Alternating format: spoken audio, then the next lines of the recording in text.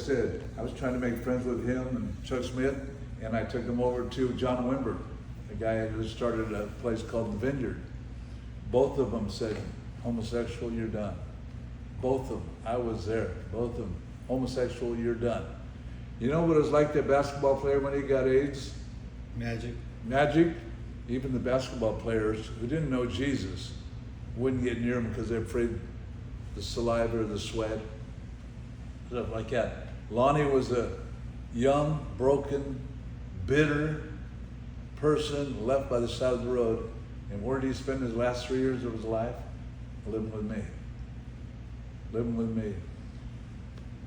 A friend of mine wrote books on him, a trilogy of Lonnie Frisbee's life, because he didn't just help start a big church. That's cool, you know, all these people with big churches. He started 2 movements, Calvary Chapel one and the Vineyard, both of them. But like I says, when he was hurting, nobody there. He came and we just loved him till we did a funeral at Crystal Cathedral where Chuck Smith and myself and a couple others oversaw it. But it's just heavy what happens to people in the ministry. It's a rough crowd, very rough crowd. And I'm on TV, all this kind of stuff like that, and it's all cool and stuff like that. Took my eyes off of Jesus, because people used to say, oh man, you're great this, you're great that. And I go, well, it's all Jesus, all Jesus. And then I started going, yeah, maybe I am. Maybe I am. You know what? You're smart people, you know. God, you know what you're doing when you say me. Because I'm telling you, people are followers. Do you believe that or not? People are followers. Everybody's playing follow the leader. I'd had these cool Ray-Bans, ponytail, you know, Steven Seagal style, wrapped around everything, all cool, blah, blah, blah, and all that stuff like that. I looked in the audience one day and I saw hundreds of people around me, you know, all that kind of stuff. You know, hey, it started looking like a cult, you know, and I started looking like the cult leader, so, you know. I got burnt out, Glover Stadium, close to 8,000 people there. I said, hey, I gotta go. I thought I was doing everybody a favor by saying, can't do that. But that was their life. They moved over here from all over the country, this, that, houses, everything like that. This was their family. And here I was saying, I'm not fit. I told them, I'm not spiritually fit. Go to another set free, go to a Calvary, go someplace, but I'm out of here. I'm done. And I moved, where could I hide? I don't know if you know this, but any of us read the Bible. Men have been hiding from God since Adam. And I need a place to hide. Venice Beach, it's popping. Freaks all over the place. I can go hide over there. I hide over there. I go over there to hide. And just like David, there was a crew of King David's guys following him. Remember in the caves? You know, they're following him. I had a whole crew too. I had one guy, Chip, one of my soldiers. Every day he goes, hey, are we still mad at God? And I go, yeah. You know, they'd follow me like that. And then I needed to make some bucks over there, so I got some of the chicks that followed me over there like that, got them some Daisy Dukes on, and I had them selling incense on the boardwalk of Venice Beach. I was literally trying to blend into those thousands of freaks over at Venice Beach. I'm in a bathroom one day, and somebody's knocking on the door. Pastor Phil, is that you in there? You know, what do you want? Can you pray for me? I wanted to pray that they die. That's what I wanted to pray, the real prayer. So here I am, I come out, pray, you know, and I'm just troubled on each side, you know me. Like I said, didn't know what to do. And I'm mad at God now, mad at God. I had a cool van that had big old Train to Serve Jesus logos on it. Oh man. And then on the license plate it says BIKRPAS, Biker Pass. That was me. My people in congregation hooked me up with a good one. As soon as I went down to Venice Beach, I took off the Train to Serve Jesus, put a big, gigantic sticker, you know, shit-faced and pissed off.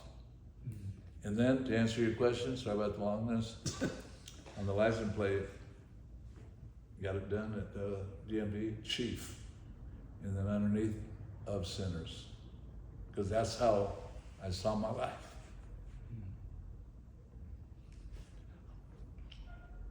I'm here. Oh. Hey. just, I stayed in that state for almost 4 months. And when you're down there like that, the enemy really gets to come in. And I had Big Rusty, got a picture of him right over here with it, from the Hells Angels, invited me to join his club. A guy named Terry the Tramp, leader of the Vagos motorcycle club, invited me to do it. And another guy, Little Beaver from the Mongols. All of them knew I was a leader, and they all, in my weakness, that's when the enemy comes in, gets ready to do it. By the grace of God, made it through that, and about 4 months later, I get a phone call. And it was Tommy Barnett, who big mega church in Phoenix, Arizona, and just a famous pastor all over for the Assembly of God. And he called me up and he says, I need your help. Oh, that was like the defibrillators of life coming. What? You need me? And he got a hold of me, talking to me on the phone like somebody who was going to give me mouth to mouth. Can you imagine giving Kurt mouth to mouth recitation? That's how I felt. I'm dirty, I'm filthy. Why would you want to touch me? And I used to go to his pastor's school. He used to know what I do. He goes, I know you're the man. My son wants to build a place called the LA International Church in Dream Center. He needs your help. Would you come and help us? And I said, here, all I'm going to be able to do is shake people's hands at the door, because I'm done. I'm spent out. And he says, come on. So next day, moved me in right across the street from a place called Bethel Church, where the Dream Center started, in Echo Park. And that was the beginning of, I got around champs again. It's like you're a fighter, you just, I knew how to fight. I had to get back in shape again. I had to get back in the gym, I had to get my mindset back. Mm-hmm. And I got hundreds of VHSs, so I started watching VHSs. Everything's been taped since I started in 1984, actually, when we got our first VHS camera.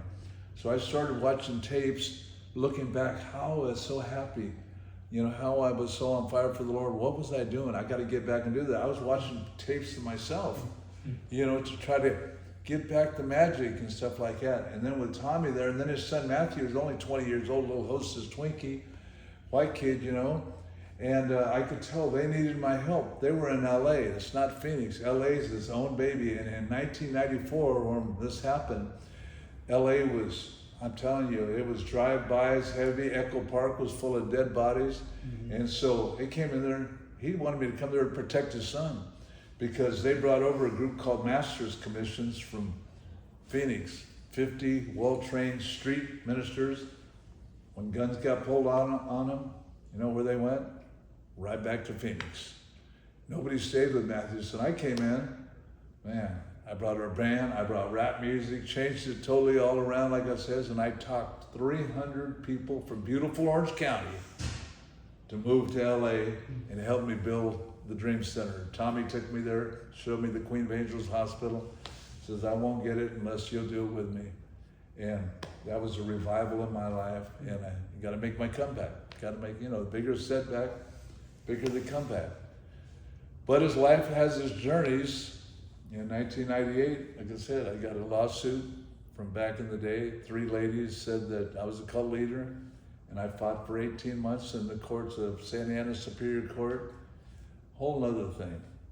And then I got back, in planting churches again and doing that again. So it's been a rough ride, but the Set Free bus has been in a few wrecks, few accidents, but just keep getting back in the race.